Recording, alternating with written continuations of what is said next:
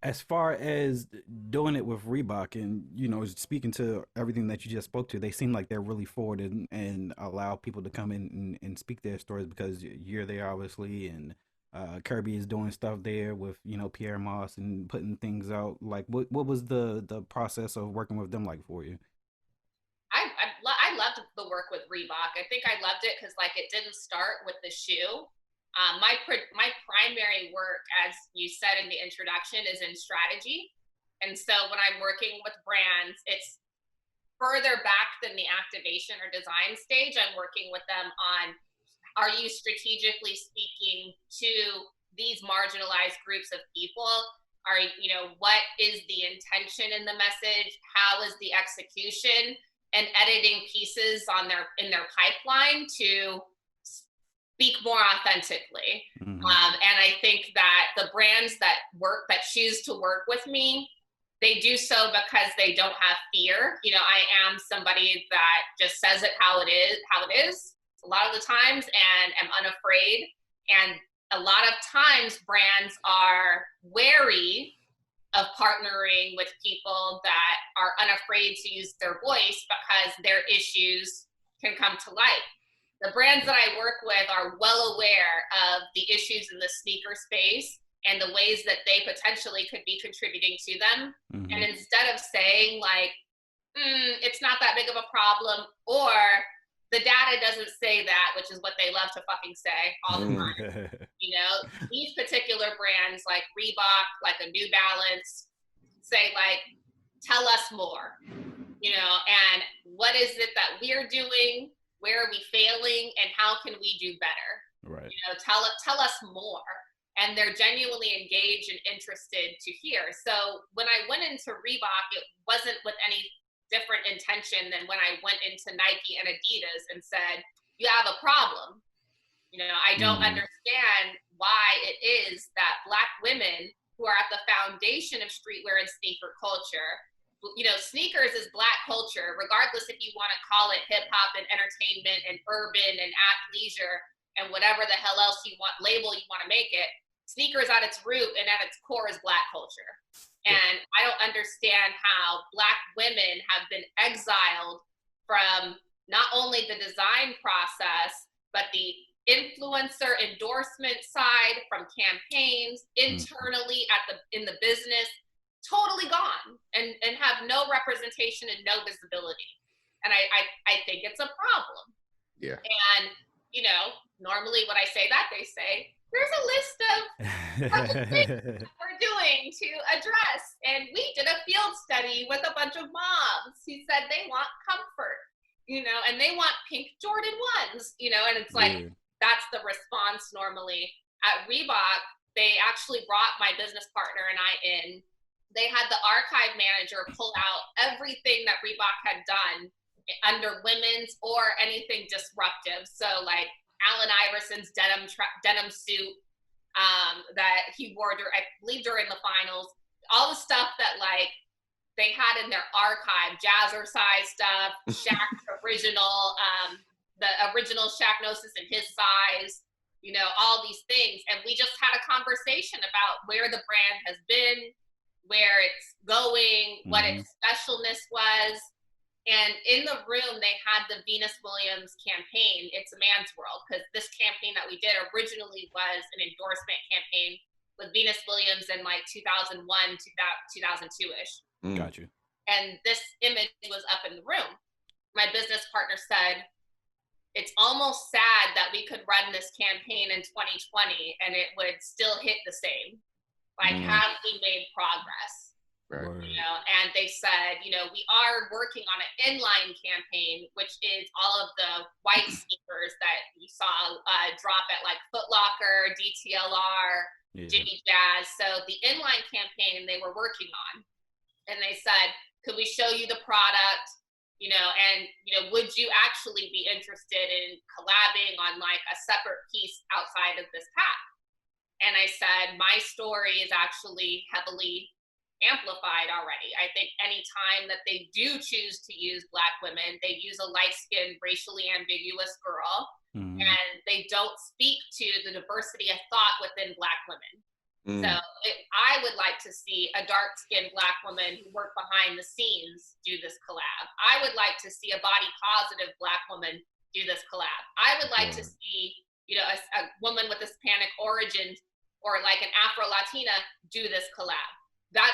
Those are the voices that I want to see. You know, me doing a shoe is not going to fix the problem.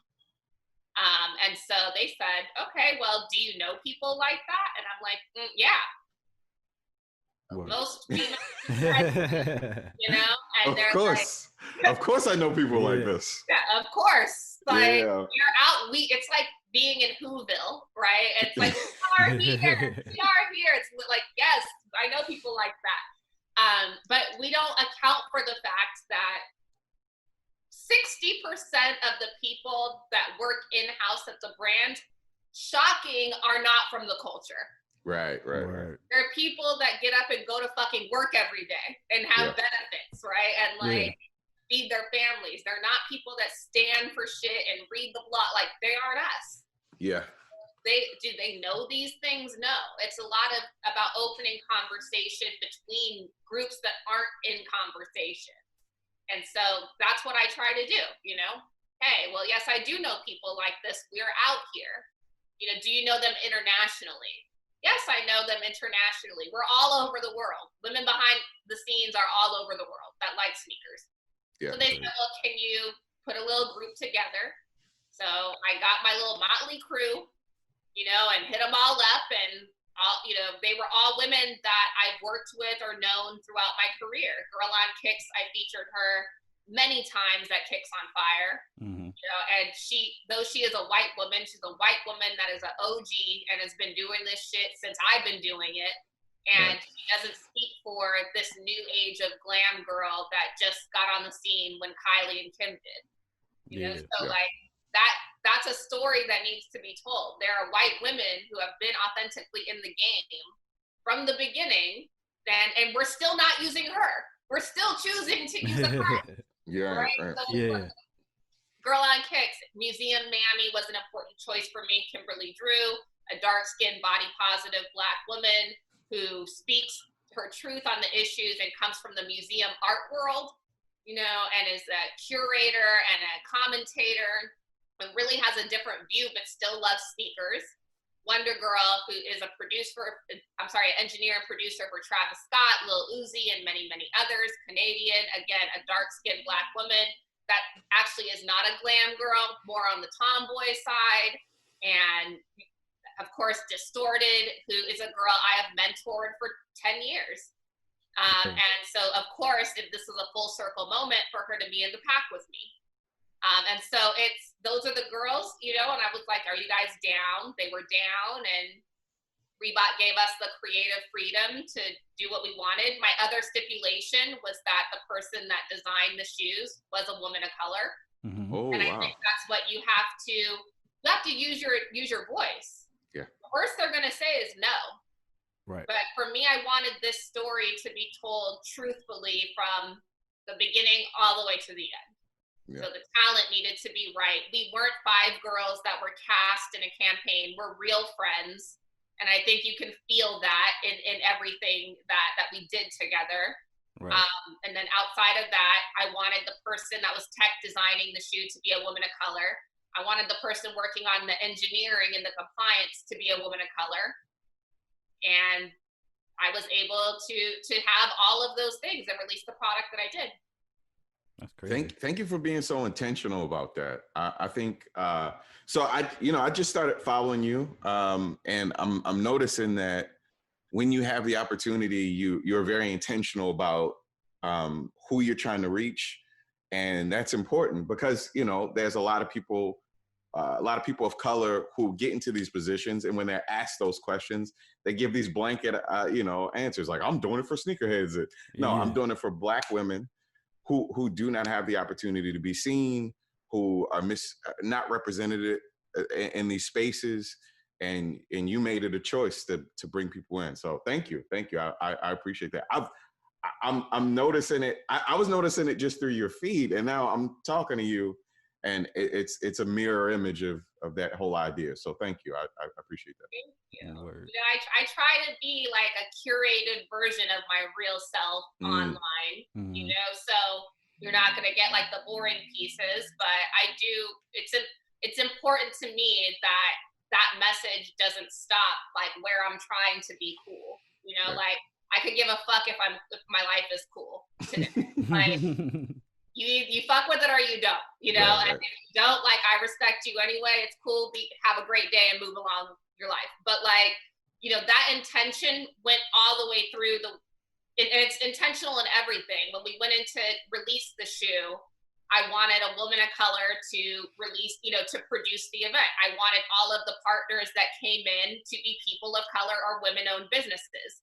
All of my sponsors, Cousins Dozen in Brooklyn, a Black-owned donut shop, like Tonic Vibes, a women-owned CBD company. Those are Cass Rum Beverages, a woman of color, a Belizean-owned rum punch brand. Those are the voices that Gem and Bolt, a women-owned tequila brand. It went further than just the shoe. Right. And then on top of that, it was a media party, right, for sneakers. And you think there's going to be free drinks and a DJ and all this and gifting. And people came and they were told very, very clearly, you will not be gifted if you don't make a commitment. And for me, part of the work that I do is creating impact commitments or impact cards. I go into the sneaker companies and I talk to people that are not in the C-suite and say, you don't have to wait for your boss to make change. You don't have to wait for your company to change. You could do something from where you sit to create change. What are you going to do? Are you going to take on a mentee? Are you going to donate 10 hours of time to an organization? Are you going to make a link up for somebody? Or like, what is it that you're going to do? Because you can't just sit there and complain. You have to be actively making change and you're empowered to do so. So yeah, I respect that you came out to support me and you want your free shoes, but nobody's being gifted unless they make a commitment. And at the party, we had a wishing tree. There's a bunch of little cards that are hanging down that say women in sneakers.